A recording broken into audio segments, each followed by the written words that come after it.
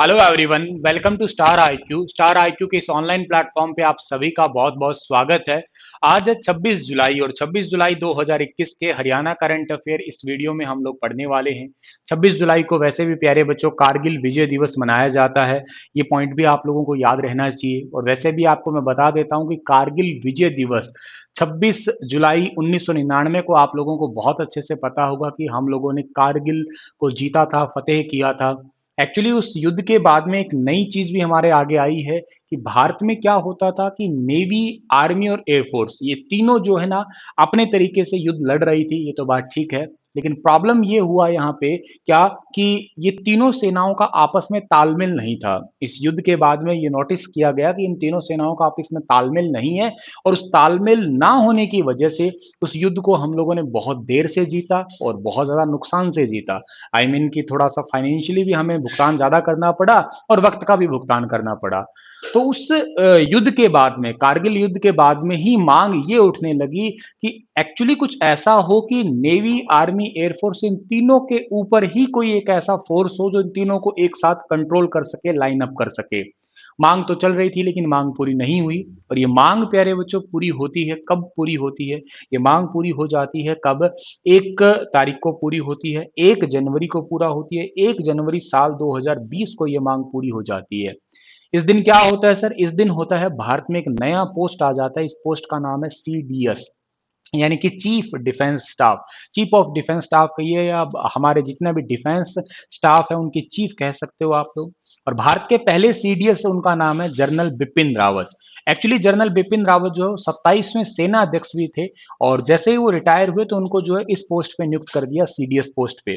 और एक बात यहां से और याद कर सकते हो आप क्या, कि सीडीएस पोस्ट पे उन्हें नियुक्त किया तो 28वें सेनाध्यक्ष कौन बने होंगे? 28वें सेनाध्यक्ष का नाम आप लोगों को याद रहना चाहिए। उनका नाम है मनोज मुकुंद नरवाने, एम एम नरवाने। तो ये पॉइंट आप लोगों को यहाँ से याद कर सकते हो। तो 26 जुलाई एक बहुत ही ऐतिहासिक दिन है, बहुत ही वेरी इंपॉर्टेंट डे है जो कि आपको चीजें यहाँ से काम में आ सकती है। अगर आप मुझसे अनअकैडमी में पढ़ना चाहते हो तो डिस्क्रिप्शन बॉक्स में दिए गए मेरे प्रोफाइल लिंक पे क्लिक कीजिएगा, मुझे फॉलो कीजिएगा। स्टार आईक्यू मेरा कोड है, उसे इस्तेमाल कीजिएगा और मेरी सभी क्लासेस को आप फ्री में देख सकते हैं अनअकैडमी पे। कल आपसे एक सवाल किया था, उसका सही जवाब क्या होगा? हरियाणा के किस जिले में छोटे जानवरों के लिए एम्बुलेंस सेवा शुरू की गई है? तो हरियाणा का धान का कटोरा कहिए जिसका नाम है करनाल, यानी कि सी ऑप्शन इसका ठीक रहेगा। करनाल के अंदर छोटे जानवरों के लिए छोटे जानवरों के लिए एम्बुलेंस सेवा स्टार्ट की गई है। ये पॉइंट आपको यहाँ से याद रखना है। चलिए, आज के सेशन का पहला क्वेश्चन हम पढ़ते हैं। क्या है? हरियाणा के मुख्यमंत्री मनोहर लाल ने 72वें वन महोत्सव के अवसर पर कौन सा एप्लीकेशन लॉन्च किया है? हरियाणा के मुख्यमंत्री मनोहर लाल खट्टर ने 72वें वन महोत्सव के अवसर पे जो है ना एक एप्लीकेशन लॉन्च किया है। इस एप्लीकेशन का नाम क्या है? ई पौधशाला, यानी कि बी ऑप्शन इसका ठीक रहेगा। ई नर्सरी भी आप लोग इसे कह सकते हो। ई पौधशाला नामक एप्लीकेशन स्टार्ट किया है हरियाणा के मुख्यमंत्री जी ने। मुख्यमंत्री ने 72वें वन महोत्सव के अवसर पे सरकारी नर्सरी से पौधों के मुफ्त वितरण के लिए एक नागरिक केंद्रित मोबाइल एप्लीकेशन जिसका नाम है ई पौधशाला जो है वो लॉन्च किया है। और मुख्यमंत्री जी ने धरोहर नाम की किताब है उसका भी विमोचन किया है। इसके अंदर वन विभाग की जितनी भी गतिविधियां हैं उनकी डिटेल से जानकारी दे रखी है। अगर आपको ये किताब या मैगजीन कहीं से मिल पाती है तो मेरा आपको हाईली रिकमेंड रहेगा कि आप लोग इसको जरूर पढ़िएगा, ताकि आप लोगों को हो सकता है कहीं एग्जाम में इंपॉर्टेंट डेटा यहाँ से देखने को मिल सकते हैं। और ये किताब जो है ना प्राकृतिक संसाधन प्रबंधन और योजना बनाने के लिए नीति निर्माता, वन प्रबंधक, शिक्षाविद और नागरिकों के लिए बहुत मददगार साबित होने वाली है। मैदानी तथा कृषि क्षेत्र राज्य होने के कारण हरियाणा के अधिसूचित वन क्षेत्र जो है वो मात्र 3.52% है। और कुल वन जो वृक्ष है वो तकरीबन जो है 3.62% एरिया पे है। वैसे ये बात तो आप लोग जो यहाँ से याद कर ही सकते हो, वन क्षेत्रफल काफी कम है और कम होने का कारण तो आपको पता ही है वैसे भी, क्योंकि मैदानी इलाका है। तो ये एप्लीकेशन आप अच्छे से याद रखना, ई पौधशाला एप्लीकेशन। और इसको हिंदी इंग्लिश में पौधशाला ही कहोगे, नर्सरी तो मैं आपको वैसे बता रहा था कि आपको समझने के लिए याद रखनी है, ठीक है ना? अच्छा जी, और बहुत सारी परियोजना और इसमें नेविगेशन के द्वारा नर्सरी तक पहुंच पाएगा ये एप्लीकेशन। एंड्रॉयड और आईओएस दोनों के लिए एप्लीकेशन लॉन्च किया गया है। चलिए जी, अगला सवाल हमारा क्या हुआ कि विश्व कुश्ती चैंपियनशिप में हरियाणा की किस बेटी ने स्वर्ण पदक जीता है? तो विश्व कुश्ती चैंपियनशिप में हरियाणा की बेटी प्रिया मलिक ने जो है वो स्वर्ण पदक जीता है, यानी कि ए ऑप्शन जो है इस पर्टिकुलर क्वेश्चन का वो आंसर रहेगा। हंगरी में जो है विश्व कुश्ती चैंपियनशिप में 73 किलोग्राम भार वर्ग में हरियाणा की पहलवान प्रिया मलिक ने स्वर्ण पदक जीता है। प्रिया मलिक ने फ्री स्टाइल कुश्ती के अंदर जो है भारत को पहली बार विश्व चैंपियन बनाया है भैया। 2019 में पुणे के जो गेम हुए थे खेलो इंडिया गेम, उसमें भी गोल्ड मेडल जीता था। और 2020 में पटना के नेशनल कैडेट चैंपियनशिप में भी जो है ये इन्होंने गोल्ड मेडल अपने नाम किया था। तो ये पॉइंट आप लोग यहाँ से जरूर याद कर लीजिएगा। भारत जो है यूएसए के 143 अंकों के साथ दूसरे नंबर पे, यूएसए के बाद में कहिएगा। रशिया 140 अंकों के साथ में तीसरे स्थान पे पड़ रहा है इसके अंदर, ठीक है। चलिए थोड़ा आगे जाते हैं, अगला क्वेश्चन हमारा क्या होगा। अच्छा, इसमें हंगरी में ये प्रतियोगिता हुई है ना, हंगरी की राजधानी बुडापेस्ट है, करेंसी हंगरी की फॉरेंट है। और आपको बता देता हूँ, हंगरी दुनिया का वो देश है जहाँ पे 4 बच्चे पैदा करने पे आजीवन टैक्स फ्री है। ये पॉइंट भी आप याद रखना। आप कहोगे गुरुजी ऐसी कैसी बात है, बिल्कुल ऐसी ऐसी ही बात है। अगर कोई 4 बच्चे पैदा कर देता है यहाँ पे, भैया शादी कर लेते हैं तो भी इनको जो है इंडिया की करेंसी के अकॉर्डिंग 25 लाख रुपए दिए जाते हैं, ठीक है ना। और अगर 4 बच्चे पैदा हो जाते हैं तो इनको जो है आजीवन टैक्स फ्री कर दिया जाता है। तो गुरुजी चले हंगरी, देख लो, बना लो प्लान। ठीक है। अगला सवाल है कि हरियाणा में कब से स्वामित्व योजना को लागू किया जाएगा?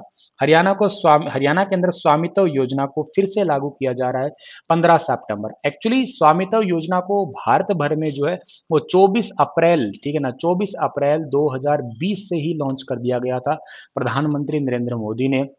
स्वामित्व योजना बेसिकली कुछ इस प्रकार की योजना है जिसमें गांवों को जो है लाल डोरा मुक्त करना ही सीधा सीधा उद्देश्य है, ठीक है ना। लाल डोरा मुक्त करना यानी कि जमीनों का स्वामित्व हक देना सीधा सीधा उद्देश्य है। ये पॉइंट को आप लोगों को यहां से याद करना है, ठीक है। और 6350 गांव लाल डोरे वाले हैं जिनमें आबादी है, ठीक है। और ये पॉइंट आपको यहां से याद करना है कि स्वामित्व योजना में सबसे पहले करनाल जिले का सिरसी गांव है। ये पॉइंट याद रखना, करनाल जिले का जो सिरसी गांव है यहाँ से शुरू किया गया था। ये भारत का सबसे पहला गांव है जो कि लाल डोरा मुक्त गांव बना था। ये पॉइंट आपको यहाँ से याद करना है डियर, ठीक है। 1511 गांव की प्रॉपर्टी डीड बन चुकी है और 72,445 प्रॉपर्टी डीड डिस्ट्रीब्यूट भी हो चुकी है, ठीक है। तो ये बात आप लोग याद कर लीजिएगा। अगला सवाल हमारा होगा कि हरियाणा के किस जिले की कोमल ने वर्ल्ड कैडेट कुश्ती चैंपियनशिप में गोल्ड जीता है? वर्ल्ड कैडेट कुश्ती चैंपियनशिप में गोल्ड जीता है पानीपत की कोमल ने, यानी कि बी ऑप्शन जो है इस पर्टिकुलर क्वेश्चन का वो आंसर रहने वाला है हमारा, ठीक है। 40 किलोग्राम कैटेगरी में गोल्ड जीता है। ये जो है ना पानीपत के पट्टी कल्याणा गांव की रहने वाली है, ठीक है। और कोमल ने रेसलिंग वर्ल्ड चैंपियनशिप के फाइनल मुकाबले में जो है अजरबैजान के पहलवान को 7-2 से हराया था। इससे पहले उन्होंने चाइना, जापान, कजाकिस्तान, बुल्गारिया में भी मेडल जीते हैं। इनका ये 5वां मेडल है अभी। और आप अगर आप पानीपत की बात करते हैं तो पानीपत जो है ना, पानीपत हरियाणा का सिटी ऑफ व्यूअर्स यानी कि बुनकरों का शहर कहलाता है। पानीपत अपने 3 युद्धों के लिए फेमस है। 1526 पानीपत का पहला, 1556 पानीपत का दूसरा और 1761 पानीपत का तीसरा युद्ध, ये बहुत ज़्यादा प्रसिद्ध है। गुलाब की पैदावार के लिए भी पानीपत जाना जाता है, ठीक है। और इब्राहिम लोदी का मकबरा भी अगर आपसे पूछा जाए तो किस जिले में है, वो भी पानीपत के अंदर ही है। Centre for monitoring Indian economy के मुताबिक हरियाणा में बेरोजगारी दर कितने परसेंटेज है? हरियाणा की बेरोजगारी दर 27.9% है। और ये क्वेश्चन काफी ज्यादा इंपॉर्टेंट है जो कि आपको यहाँ से याद रखना है, ठीक है ना। और जो कि देश में सबसे ज्यादा बेरोजगारी है ये, मतलब आप मुझसे पूछो कि सबसे ज्यादा बेरोजगारी भारत के किस राज्य में है, तो अब मेरा जवाब रहेगा हरियाणा। हरियाणा के अंदर बेरोजगारी लगातार बढ़ रही है क्योंकि व्यापार और उद्योग का कम होना, ठीक है। पिछले साल भी सबसे ज़्यादा थी, इस बार भी है। लगातार छोटे उद्योगों का बंद होना, बड़े उद्योगों में उत्पादन कम होना, बड़ी यूनिट बंद करने से बहुत सारी जो है बेरोजगारी बढ़ रही है, रोजगार जो है ना वो कम हो रहे हैं। ये पॉइंट को आप लोगों को यहाँ से याद कर देना है डियर। CMIE इसका हेडक्वार्टर मुंबई में है, centre for monitoring Indian economy. ये पॉइंट भी आप लोग यहाँ से याद करिएगा। अगला सवाल है कि हाल ही में यूथ हॉस्टल एसोसिएशन हरियाणा के चेयरमैन किसे नियुक्त किया गया है? यूथ हॉस्टल एसोसिएशन चेयरमैन जो है ना वो बने हैं, इनका नाम है जनार्दन शर्मा। यानी कि डी वाला ऑप्शन जो है इस क्वेश्चन का हमारा आंसर रहेगा, जनार्दन शर्मा। ठीक है, तो youth hostel association of India Haryana state के चेयरमैन जनार्दन शर्मा बने हैं। प्रधान बने हैं संजय गोयल। ठीक है, तो ये पॉइंट भी आप याद रखिएगा। यूथ हॉस्टल एसोसिएशन जो है इसका हेडक्वार्टर न्यू दिल्ली में है और इसकी स्थापना हुई थी 1946 के अंदर। ये पॉइंट भी आप लोग यहाँ से याद कर लीजिएगा। ठीक है, चलो जी, अगला सवाल है कि हरियाणा के किस जिले में ट्रांसपोर्ट और ट्रक चालक पोर्टल की मदद से ऑनलाइन नेशनल परमिट ले सकेंगे? हरियाणा के किस जिले में ट्रांसपोर्ट और ट्रक चालक पोर्टल की मदद से ऑनलाइन नेशनल परमिट, मतलब अभी आरटीओ ऑफिस में जाने की जरूरत नहीं है, ऑनलाइन तरीके से ही जो है ना वो ले सकेंगे। और ये जो है ना कहाँ पे ले सकेंगे, किस जिले में ले सकेंगे? जिला है पानीपत ही हमारा, यानी कि ए वाला ऑप्शन जो है इस क्वेश्चन का हमारा वो बिल्कुल ठीक रहेगा। ट्रांसपोर्ट और ट्रक चालकों को जो है ना, ट्रांसपोर्ट और ट्रक चालकों को अब नेशनल परमिट के लिए आरटीए कार्यालय के चक्कर नहीं काटने पड़ेंगे।